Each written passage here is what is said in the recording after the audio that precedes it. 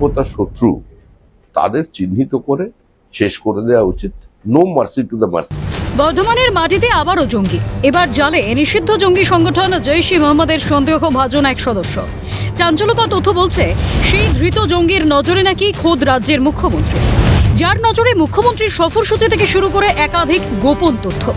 ভারতের সীমান্ত পেরিয়ে পাক যোগের এই জাল আর এক রাজ্যের প্রশাসনের অন্দরমহল পর্যন্ত পৌঁছে যাওয়ার খবর ছড়াতেই তোলপাড় রাজ্য রাজনীতি। না, বর্ধমান শুধুমাত্র আতুরঘর নয়, এর আগেও কুচবিহারকে সেন্টার করে কোভিড এর সময় বিভিন্ন জায়গায় মডিউল ছড়িয়ে ফেলেছিল জঙ্গিরা। ভারত সরকারের পক্ষ থেকে সেটা পশ্চিমবঙ্গ রাজ্য সরকারকেও জানানো হয়েছিল, কিন্তু এই সরকারের পক্ষ থেকে তখন কোনো সে ধরনের দৃঢ় পদক্ষেপ নেওয়া হয়নি। এখন সর্বত্র এরা ঢুকে পড়েছে, ঝাড়খণ্ডেও এরা প্রভাব বিস্তার করছে। এই আবহে এক বিস্ফোরক বয়ান সামনে এনে তৃণমূলকে সরাসরি বিঁধলেন বিজেপি সাংসদ শ্রমিক ভট্টাচার্য।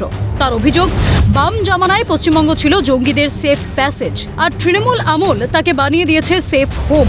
সাংবাদিক বৈঠকে শ্রমিক অতীতে ঘটে যাওয়া খাগড়াগড় বিস্ফোরণ, আইএসআই মডিউল, 26/11 মুম্বাই হামলার কলকাতার মৌলালি কানেকশন থেকে শুরু করে নরেন্দ্র মোদীকে লক্ষ্য করে দিল্লিগামী চক্রান্তকারীদের এই রাজ্যকে পথ হিসেবে ব্যবহার করার অতীত ইতিহাস স্মরণ করিয়ে দেন। বাম জমানায় পশ্চিমবঙ্গ ছিল সেফ প্যাসেজ, আর তৃণমূল কংগ্রেস এটাকে সেফ হোম বানিয়ে দিয়ে গিয়েছিল।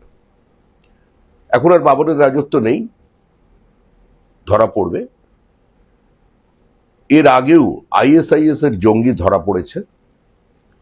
26/11 বিস্ফোরণের সঙ্গে কলকাতার নাম জড়িয়েছে, কারণ জঙ্গিরা সিম কার্ড সংগ্রহ করেছিল মৌলালির কাছের একটা দোকান থেকে। গুজরাটের প্রাক্তন মুখ্যমন্ত্রী এবং বর্তমানে ভারতের প্রধানমন্ত্রীকে খুন করবার চক্রান্ত করে দুজন জঙ্গি এই কলকাতা হয়েই দিল্লি ছিল নিউ দিল্লি স্টেশনে তারা ধরা পড়ে।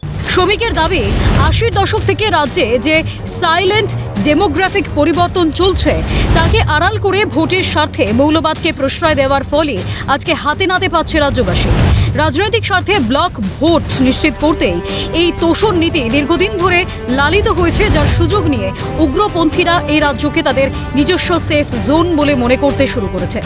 অবশ্য ধৃত জঙ্গি মুখ্যমন্ত্রীর ওপর হামলার ছকের কথায় শ্রমিক ভট্টাচার্য মন্তব্য করেন, মুখ্যমন্ত্রী জিহাদি ক্রিয়াকলাপের বিরুদ্ধে যুদ্ধের কথা বলছেন, তখন রাজনৈতিক অবস্থানগত কারণেই তিনি নিশানা হবেন, এটাই স্বাভাবিক। দেখুন, এটা হবার ছিল, কারণ আমরাই একমাত্র রাজনৈতিক দল, আমরা 80-র দশক থেকে বলে এসেছি যে বিনা যুদ্ধে ভারত দখলের চক্রান্ত পশ্চিমবঙ্গের উপরে চলেছে, সাইলেন্ট ডেমোগ্রাফিক ইনভেশন।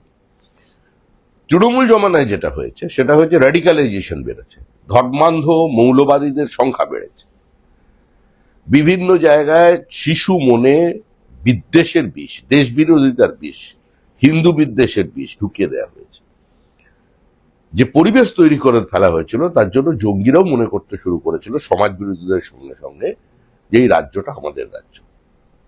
সেটারই আজকে এটা ফল দেখা যায়। পক্ষ থেকে বলে এসেছি যে পশ্চিমবঙ্গের র্যাডিক্যালাইজেশন বাড়ছে এবং বাংলাদেশ সীমান্ত, সেখানে রাজনৈতিক ঐক্যমত্য না হওয়ার কারণে এবং কিছুটা সচেতনতার কারণে ব্লক ভোট তৈরি করতে গিয়ে আমরা এই সমূহ বিপদকে ডেকে আনছি। কার্যত এখন বারুদের স্তূপের উপরে পশ্চিমবঙ্গ, আর মুখ্যমন্ত্রী এই জেহাদি কার্যকলাপের বিরুদ্ধে কার্যত যুদ্ধ ঘোষণা করেছেন। তিনি পার্টির সিদ্ধান্ত অনুযায়ী, পার্টির কর্মসূচি মেনে এগুলোকে উপড়ে ফেলতে চাইছেন, সুতরাং টার্গেট তিনি হবেন। বিগত 15 বছরের শাসন ব্যবস্থাকে কটাক্ষ করে তিনি বলেন, পশ্চিমবঙ্গ তো সোনার খনি।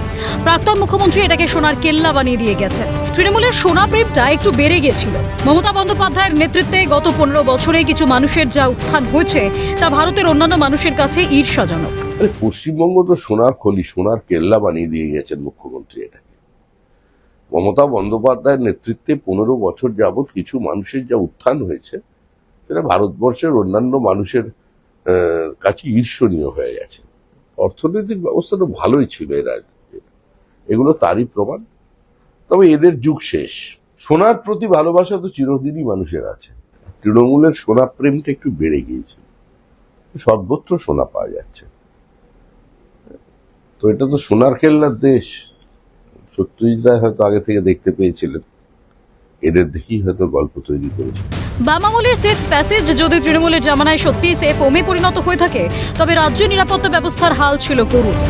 জাতীয় সুরক্ষার মতো অতি সংবেদনশীল বিষয় কেবল ভোট ব্যাংক আর পোলারাইজেশনের রাজনীতির অস্ত্র হয়ে থেকে যাবে।